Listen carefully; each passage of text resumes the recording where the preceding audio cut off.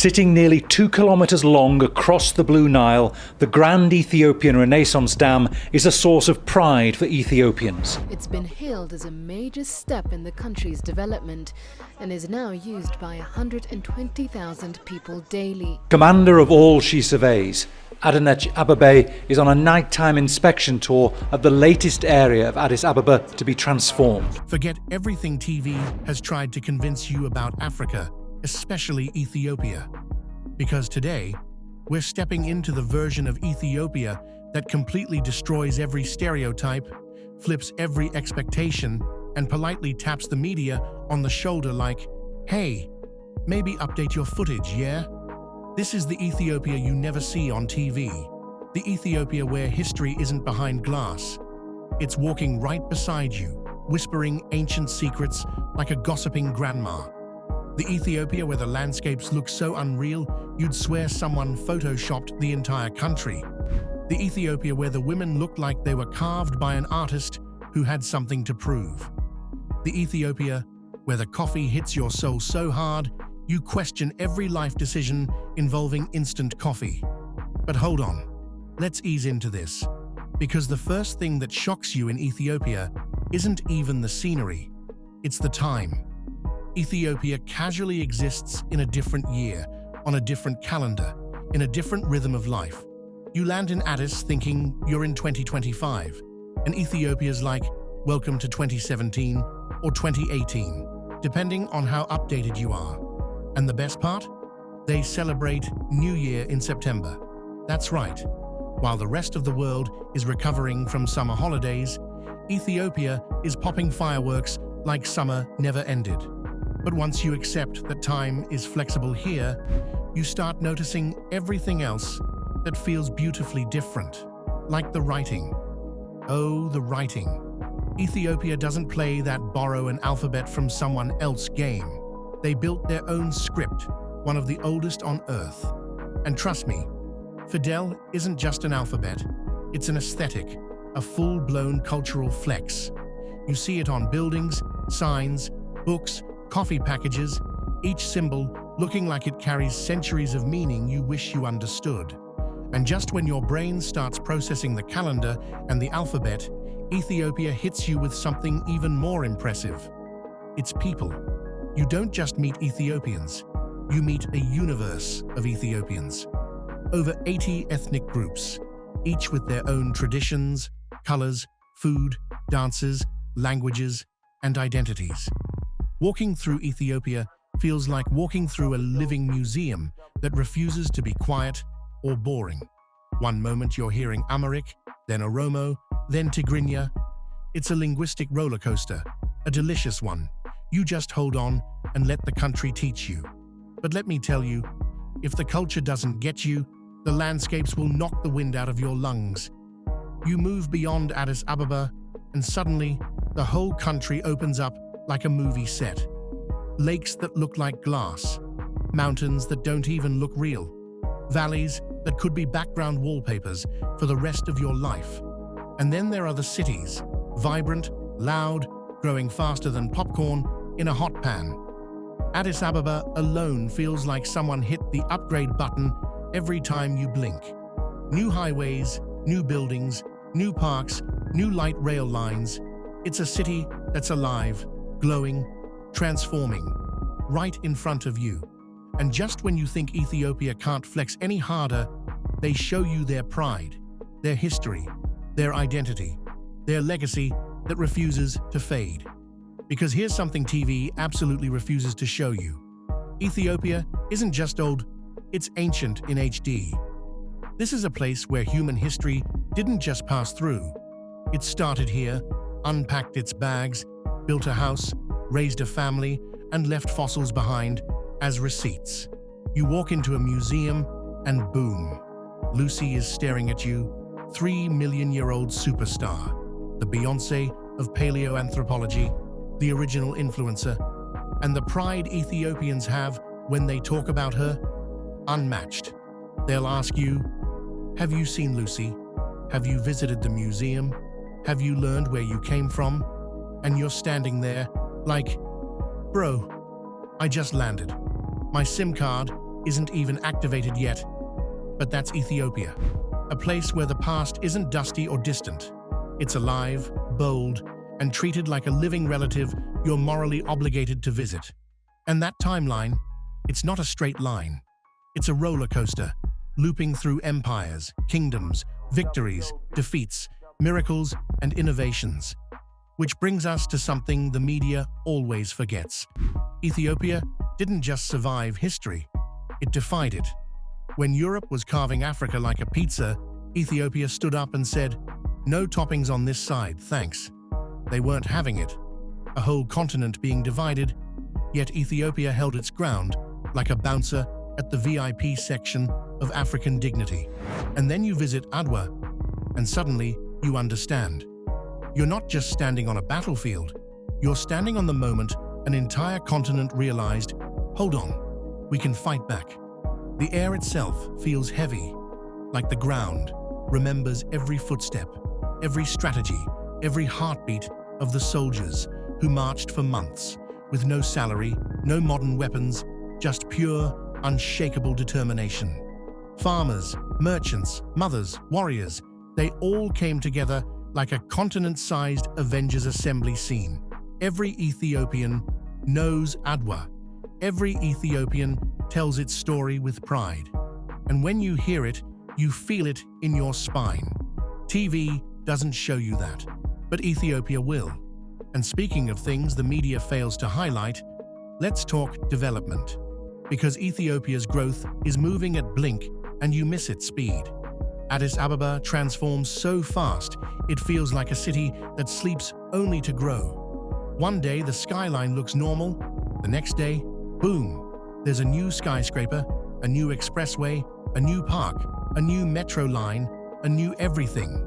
It's like the country drinks infrastructure energy drinks. And then there's Ethiopian Airlines, Africa's biggest and arguably its most iconic airline.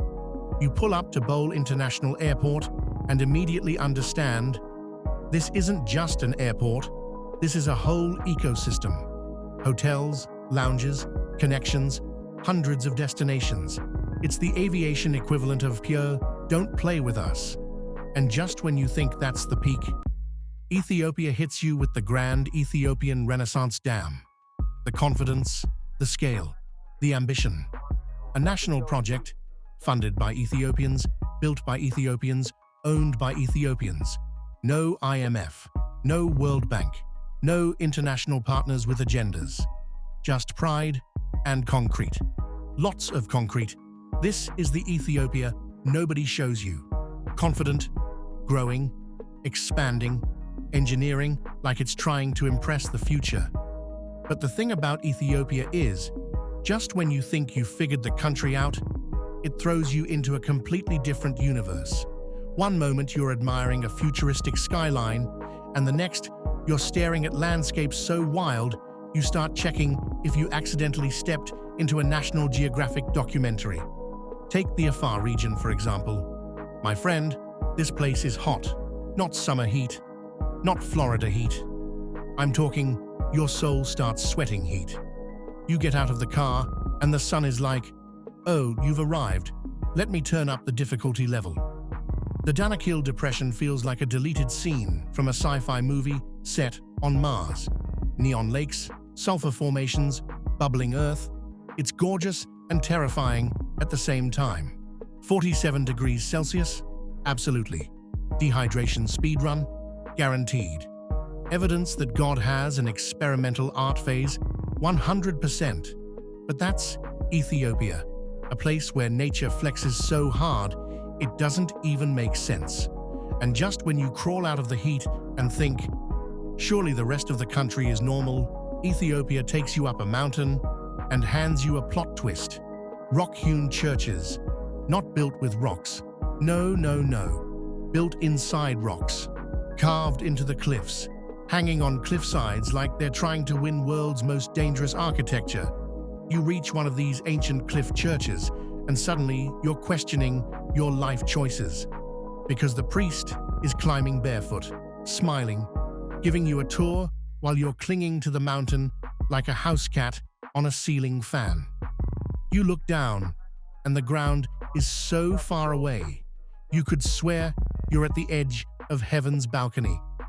But when you finally reach the top, the silence hits differently, the view hits differently, the spirituality hits differently, and the realization hits. People climbed this for centuries, in sandals, with offerings, with faith stronger than gravity. Meanwhile, you're up there feeling accomplished for not fainting. Then, before your legs stop shaking, Ethiopia switches vibes again, straight into coffee country. Jima, Kaffa, the birthplace, the origin, the land where coffee wasn't discovered. It was destined. You pull up to a giant building shaped like a coffee cup. Yes, a literal coffee cup. And locals are laughing, drinking, roasting beans, telling stories about Koldi and his hyperactive goats like it's yesterday's news. And the coffee? It doesn't taste like a drink. It tastes like motivation, like clarity, like the reason people suddenly decide to start businesses or write novels at 3 a.m. Starbucks could never. And then, Ethiopia hits you with another layer. Identity. Deep, strong, unshakable identity. These are people who know where they come from, what their ancestors achieved, what they overcame, and who they are in the grand story of the world. Ask an Ethiopian about their heritage and watch their face light up like a spotlight just hit them. Have you seen the museum? Have you visited our landmarks? Have you heard our stories? That pride isn't arrogance, it's survival, it's legacy. It's the memory of a nation that refused to bow to colonizers, refused to lose its culture, and refused to let history rewrite them. And that's the part of Ethiopia that TV never tells you. Because this country isn't just beautiful, it's powerful, it's proud, it's complicated, it's layered, it's human. Ethiopia doesn't just show you a nation, it shows you a feeling. And just when you think Ethiopia has shown you everything, its history, its heat, its heights, its coffee that could resurrect your ambitions, there's still one more layer waiting for you. The rhythm of everyday life. Walk through Addis Ababa and it feels like the entire city is breathing. Streets named after African heroes. Flags waving proudly. People cleaning the city even when it's already spotless. Conversations happening in 5 different languages at the same time. Vendors selling fresh fruit, like they're running the stock market. Taxi drivers narrating history better than any documentary. You realize Ethiopia doesn't just exist, it moves. It's alive, it's in motion. It moves, it's alive, it's in motion. Every corner has a story. Every street has a heartbeat. Then you see the light rail, the first modern one in sub-Saharan Africa, gliding smoothly above the streets like a VIP guest that refuses to be ignored. It's clean, efficient, surprisingly quiet, and it makes you wonder why some countries with first world budgets still can't figure out a functioning train system. Infrastructure here isn't just infrastructure, it's a flex, a statement, a promise. And then the people, oh, Ethiopia's people. You meet someone in Addis who looks like they stepped straight out of a fashion editorial. Effortlessly elegant, glowing skin, cheekbones sharp enough to slice butter. Then you travel north and meet a tribe with centuries-old traditions, wearing lip plates and intricate beadwork, standing proudly in their cultural identity like living masterpieces. Then you head east and meet someone with a mix of Arab, African, and Cushitic features, telling you stories that sound like ancient poetry. And all of them share one thing: a deep, unshakable pride. Not ego, not superiority, just pride. A pride that comes from knowing their ancestors fought off colonizers, protected their culture, preserved their language, survived hardship, and still stood tall. A pride that comes from knowing they are one of the world's oldest civilizations and one of Africa's strongest cultural anchors. And yet, despite all that beauty and strength and history, Ethiopia is humble. It doesn't shout. It doesn't beg for validation. It doesn't try to impress. Ethiopia simply exists, boldly, honestly, and unapologetically. And the more time you spend here, the clearer it becomes. The Ethiopia you see on TV is maybe 1% of the real thing. The real Ethiopia? It's vibrant, it's diverse, it's stunning, it's evolving, it's chaotic in the best way, it's poetic, it's powerful, it's emotional, it's human, and most importantly, it's yours to discover.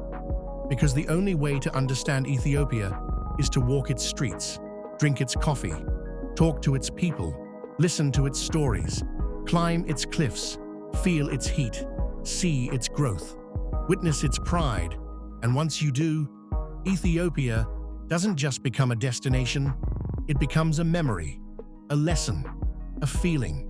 So if you've been waiting for a sign to visit the real Ethiopia, the Ethiopia they don't show on TV, this is it. Pack a bag, charge your camera, bring extra water, prepare your taste buds, open your mind, and go see the land of origins for yourself. Because trust me, Ethiopia isn't just a country you visit. It's a country you remember.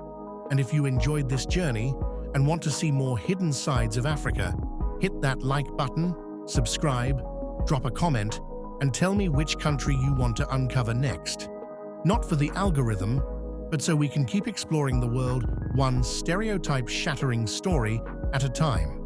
Welcome to the Africa they don't show you. Welcome to Ethiopia.